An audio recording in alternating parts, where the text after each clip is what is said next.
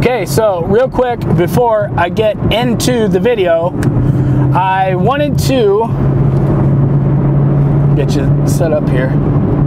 I wanted to mention that how I am doing my top 5 is I bought this car in October of 2019. I waited for the 20s to hit the lot, and then I compared this car to right next to a 20, and I made my decision from there. I wanted the 19.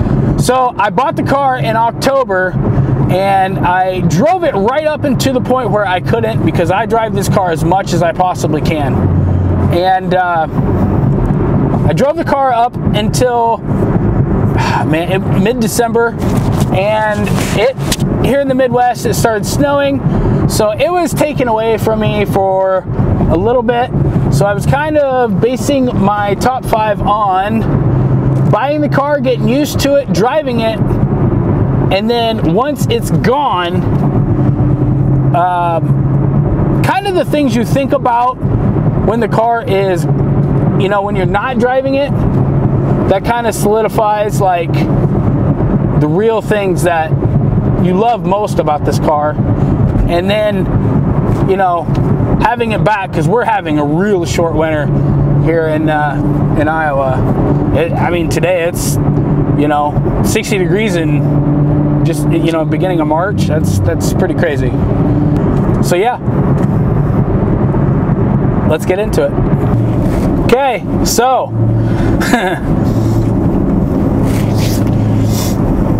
I was scanning the internet, and it would appear as if there is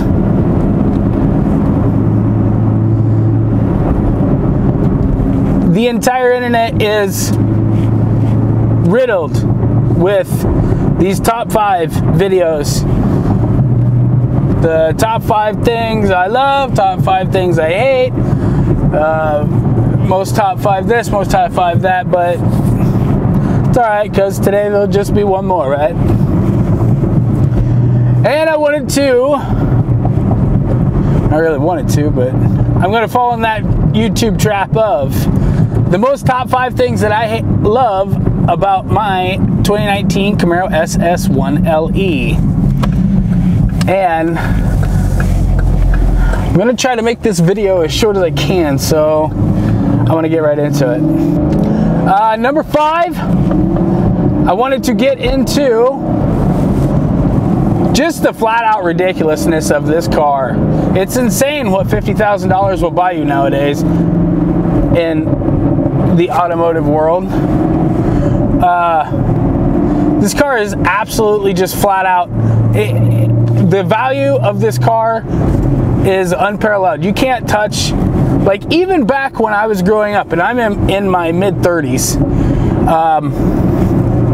it was just insane how much you would buy a car and, you know, nothing was ever right on it. So we were constantly, you know, buying aftermarket wheels, or you're buying aftermarket, you know, such and such. You almost have to rebuild an entire car out of a freaking magazine or a website. And that's my number 5 thing that I love about this car is you don't have to do anything. Like, literally, the wheel gap is perfect. I love the wheels that's on it. I love proportion, the 20-inch wheels to the size of the body of the car. Everything is perfect. I love everything about it. It's got LED headlights and taillights. I mean, you know, obviously I got the 1LE track package, so the interior, I love these Recaro seats. There's really not a whole lot I need to do to it, except for I don't know, maybe I like those ZL1 side skirts. Maybe I'd add those on. But other than that, it's just power. As much as 455 horse and 455 torque is, you get used to it pretty quick, and you are going to be looking to upgrade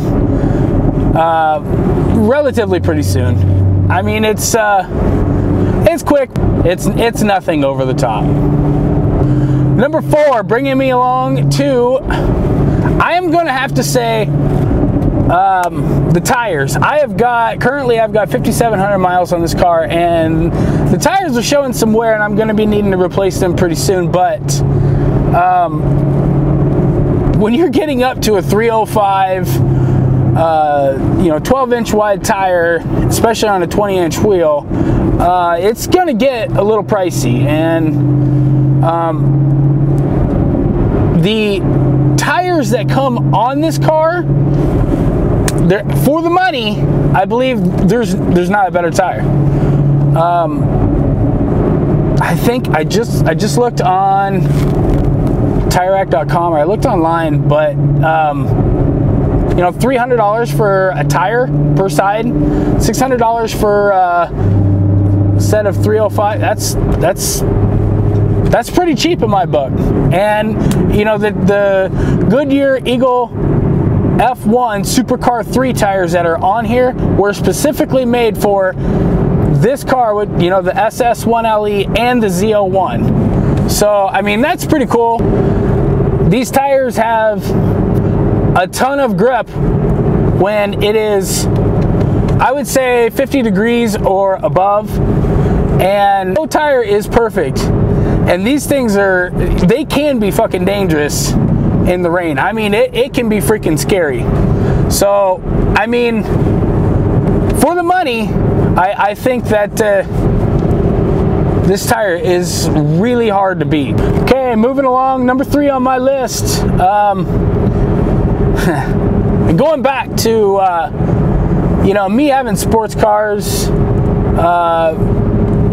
when I was growing up, it is definitely going to be the fact of this thing has analog, like physical needles. I love that.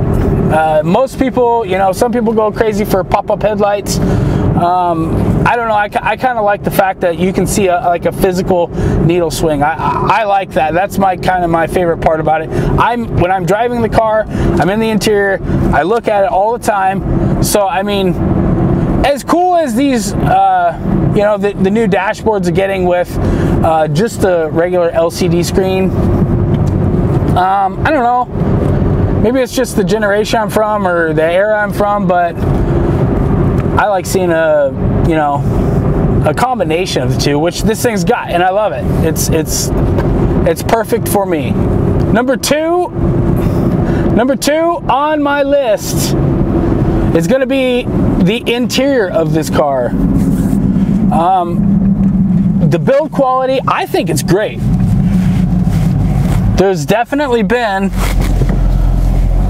a lot worse build quality of interior in the past, and they keep getting better and better, and I think they're on par with anything that's really out there, especially $50,000 for the performance level you're getting and the amount of power you're getting, the platform you're getting it delivered on, and all the, you know, tech goodies that this car comes with. I think it's absolutely, it's cheap. And don't take that the wrong way, because I'm not asking GM to charge me more money for the same damn thing, but I'm just saying that's really one of the things I appreciate. Everything that you think needs to have a premium touch to it, it does. I mean, obviously with the 1LE track pack, I got, you know, the suede steering wheel, suede shift knob, but I mean, everything like the center console, it's got a nice soft touch to it. The leather is, it's you know, it's brand new, so obviously it's going to feel nice, but I think it'll age well. There's a lot going on where it's going on, and it has everything you need where you need it. The interior is not crazy with flashy, you know, chrome here, or carbon fiber here, and I think that this interior is a nice place to be, and I think it will it'll stay relevant for a long time. I think it'll age well, you know, in the next 10-15 years. I enjoy sitting in the car, I enjoy riding in the car, everything about it feels premium, looks premium. Everybody that rides in the car, you know, I get compliments on everything as well. So, and finally, the number 1, and this is a good one. This one was very, very important when I purchased the car. The fact that you can get this car in a manual, and as of, you know, after 2023, when this generation run is going to be up, there is no word yet as to them discontinuing the manual transmission. And that's kind of what sold me on this, as opposed to C7 Corvette. I had this lined up between the C7 Grand Sport and this car. And me knowing that that was my last chance to buy a brand new front engine, rear wheel drive, manual Corvette, I was okay with letting it go, because I felt like this was a better value platform to build on, get the same drivetrain, and you know, it was 18 grand cheaper. I felt like the interior was a better place to be. It felt a little bit more premium, especially with the 1LE track pack. You know, they call this the baby ZL1, and really the only thing, I mean, you're missing a few tech goodies, and you know, obviously the power. There's a couple other things that me, after buying the car, I realize what you're missing out on, but I love this car, and I am very, very happy with the decision that I made. So that was my top 5.